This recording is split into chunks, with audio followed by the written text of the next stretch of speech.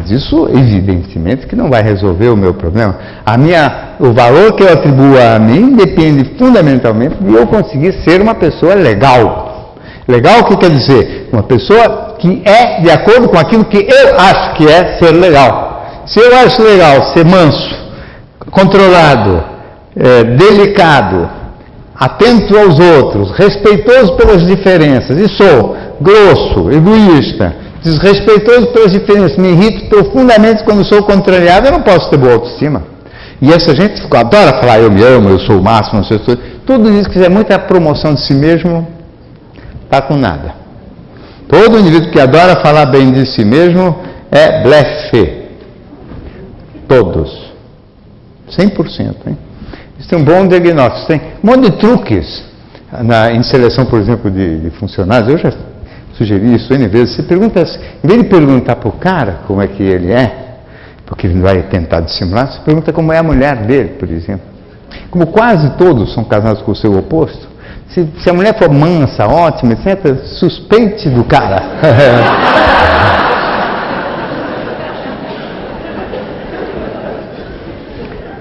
Se falar que a mulher é meio estourada, meio temperamental, etc., o cara deve ser legal. Isso porque nós vivemos nesse mundo polar, que tem que terminar, eu insisto, não é? Para o bem da educação. E quando não terminar isso, também não vai resolver o problema da educação.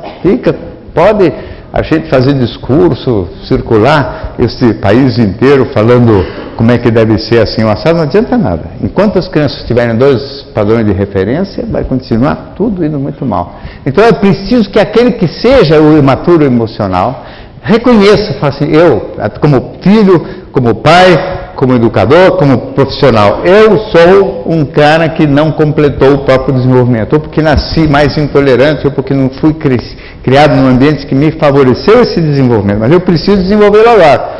E a primeira condição é assumir as minhas limitações, autocrítica. Aceitar que a minha autoestima está rebaixada pelo fato de eu estar aquém daquilo que eu acho que eu devia ser.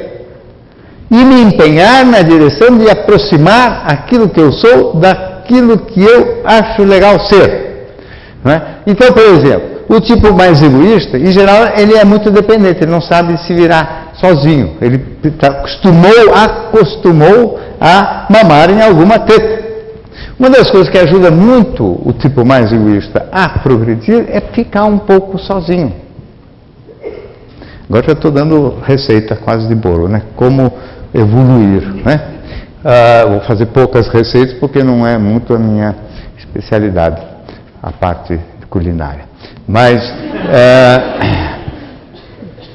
esse é um caminho, por exemplo. O indivíduo, sabe, se colocar numa situação em que ele não tenha a quem recorrer por um tempo, ficar sozinho mesmo, fazer uns retiros, buscar, sim, porque o tipo mais egoísta, ele não suporta ficar sozinho. Ele é inquieto, ele só tem vida para fora, ele não gosta muito de ficar com ele mesmo, porque não vai com a sua própria cara. Então ele é muito, né, ele tende a ser extrovertido.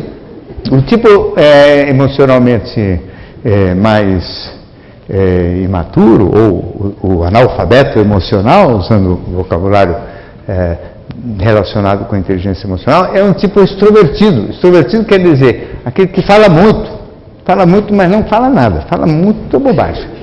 Né? Conta casos, histórias, mas não é um indivíduo que fala verdadeiramente de si, nem das coisas que estão lhe interessando, ou perturbando, ou magoando. Não fala da sua subjetividade, fala generalidades. Né? Mas é um grande falador, e principalmente faz autopromoção, fala bem de si mesmo. Né? Então é um tipo que se ficar quieto, tiver que ficar quieto, vai se beneficiar loucamente, porque ele não vai poder se entreter com esse diálogo, né? Ele vai ter que conviver com o tédio que é estar com ele mesmo. O Schopenhauer é que dizia isso, né? Que o extrovertido, ao contrário do que falava, por exemplo, a psicologia americana dos primeiros anos da década de 40, 50, né? O Schopenhauer nos anos 1870, 80 mais ou menos, ele dizia isso, né? Que o extrovertido é um indivíduo que não suporta o tédio de ficar consigo mesmo. Então, o indivíduo que quer progredir, ele tem que aguentar a si mesmo, tem que peitar a si mesmo. Ficar sozinho ajuda muito. Estabelecer relações afetivas íntimas ajuda muito. levar mais a sério as questões, inclusive da vida familiar, porque essa ideia de que trabalho é um assunto, família é outra, não sei de onde tiraram também. Não é? Pessoas têm que aprender a respeitar, conviver com diferenças e respeitá-las. Não tem lugar melhor para isso que em casa. Sempre tem diferença, até porque um é homem, outra é mulher, em geral, e aí as diferenças são marcantes. A maneira de funcionar o software de cada pessoa é extraordinariamente peculiar. Então a gente tem que aprender a lidar com essas diferenças, conviver com essas diferenças, é fundamental e ajuda terrivelmente a gente a avançar e a progredir. Né? Então a honestidade, a coragem para assumir os próprios erros, né? Tentar arriscar um pouquinho de coisas novas, porque em geral o tipo mais egoísta também não é muito corajoso para arriscar. Né? Como ele não gosta de fracasso, porque, toda empreitada de risco envolve um fracasso. O risco de fracasso, não é? Envolve o fracasso, mas a possibilidade de fracasso. Se o indivíduo não suporta frustração, dor, sofrimento, ele não suporta fracasso também, que é uma das boas dores. Então ele tende a ser uma criatura que não arrisca muito. Não arriscando, ele perpetua seus próprios padrões de comportamento, porque a gente realmente só sai de um determinado círculo vicioso experimentando e vendo novas possibilidades. Né?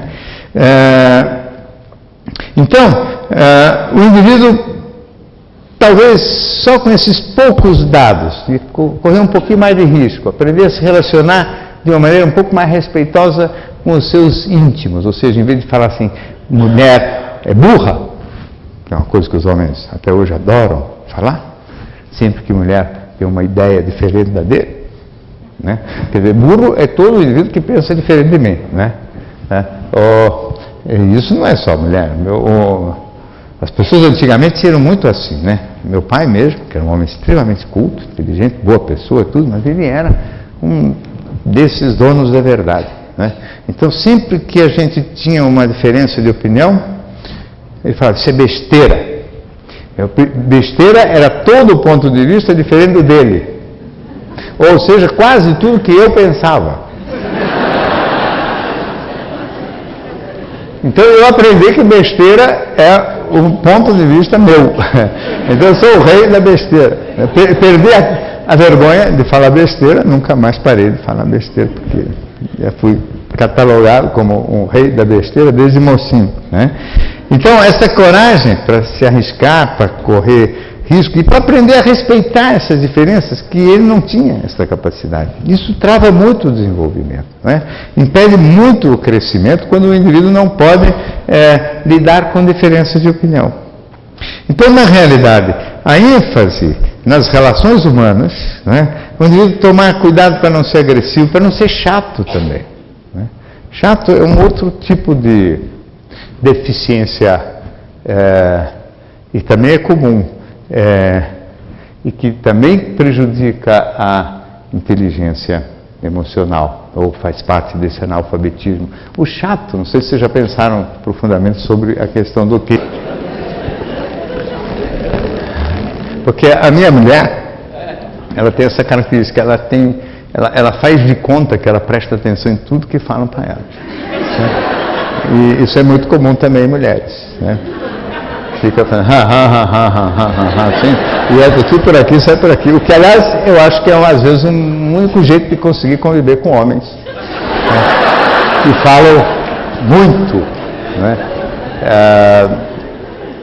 Então, ela ia falando, contando as histórias de escola, de faculdade, etc, etc, dela, e a mãe achando tudo aquilo muito interessante, porque entra por aqui, sai por aqui. Para ela, tudo é interessante.